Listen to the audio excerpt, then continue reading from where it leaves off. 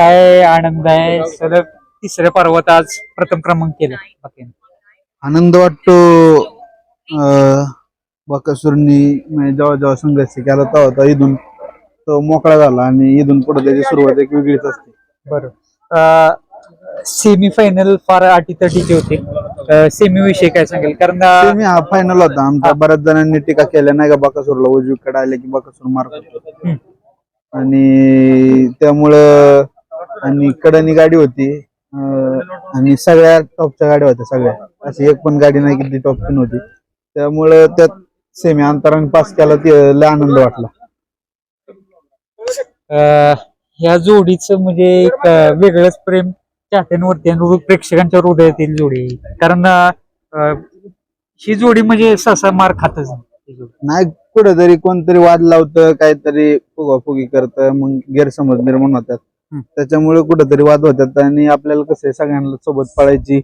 सगळ्यांच्या अखंड महाराष्ट्रात जे आता बऱ्याच जणांना बकासूरमुळे नाद लागलाय, त्यांनी बैल घेतल्यात ते बोलतात आम्हाला बकासूरचं काय एकदा पळायचं. त्यामुळे आपण सगळ्यांना चान्स देतो. आपण कधीतरी जे मोठी मैदान आहे ते आपण चांगले पहिरे करून पळतो. बरीच प्रेक्षकांची इच्छा असेल, तुम्हाला पण भरपूर मेसेजेस येत असतील, ही जोडी पळवा, चाचा गाडीवरती बसू दे, ही जोडी आम्हाला पाहिजे, असे मेसेजेस कॉल वगैरे येत होते? भरपूर येत होते कॉल, मेसेज, कमेंट भरपूर येत होते. त्यामुळे मामांनी आज नियोजन करून ही जोड पळावं. नवीन मेंबर दिसतोय आज? नाही, सगळी जुनीच पोरं आहे.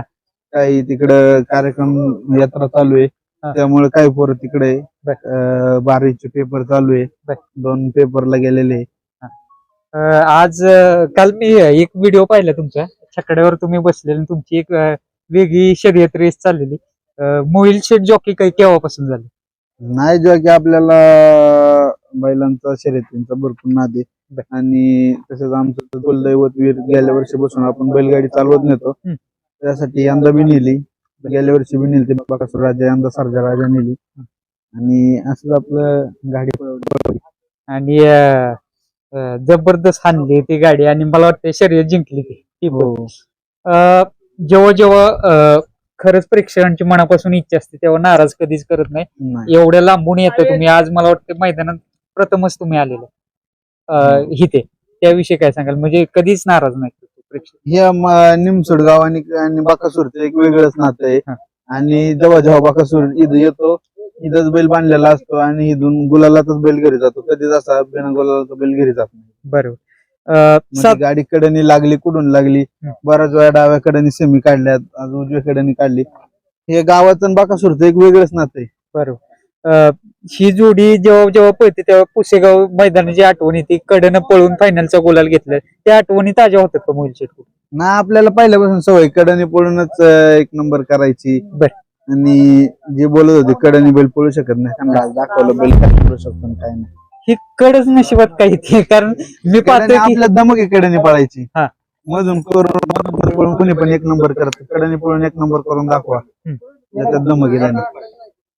मामांचा कॉल वगैरे झाला का नाही? येत सारखं चालू असतं. काय म्हणाले मामा आज एक नंबर झाल्यानंतर? कॉल झाला का मामा? नाही, काय बोलले, आनंद वाटला. आनंद झाला. मामा इथं मैदानात नसतात पण सर्व नियोजन मामा करत असतात. हो.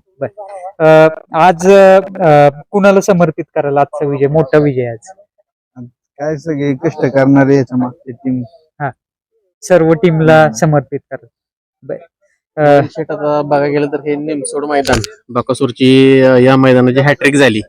तिने वेळेस त्याने एक नंबर करून दाखवून दिलं की हा निमसोडचं मैदान किंवा ही निमसोडची फाटी आणि बकासूर एक समीकरण आहे. आपण बघतोय की बकासूर प्रत्येक वेळेस एका नवीन चेहऱ्यावर पळत असतो, पण जेव्हा बकासूरची हार होईल त्यावेळेस टीका केली जाते की पैरा चुकीचा करताय किंवा काय होतंय. काय सांगाल त्याविषयी? नाही, आपण त्यांच्याकडे लक्ष देत नाही. जे आपल्याला योग्य वाटतं ते आपण करतो. बोलणारे काय बोलत राहतात, ऐकणारे ऐकत राहतात. आपण त्यांच्याकडे लक्ष देत नाही. जे आपल्याला योग्य वाटतं ते आपण करून दाखवतो. आपल्या धमक आहे सगळ्या गोष्टी करायच्या. बघायला गेलं तर मोहिल बकासूर असा आपला एकमेव नंदी आहे की जो प्रत्येक नंदी बरोबर पळालाय. असं नाही की कधी टॉपच्याच नंदीत पळालाय, क्वचितच बकासूर टॉपच्या बैलांबरोबर पळत असतो. कायम 2 नंबर 3 नंबर किंवा कुठला त्या गाड्यात जो नंदी येईल त्याला घेऊन तो गुलाल करत असतो. त्याविषयी काय सांगाल? आपल्याला इतिहास करायची सवय, आपण कधी घाबरून घरात बसत नाही.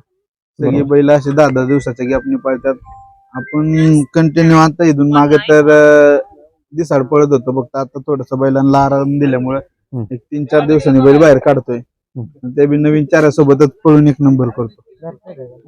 जे मध्यंतरी तार आणि खडे पोटातून काढलेले त्यानंतर तुम्ही आराम दिला जवळपास 15-1 दिवस.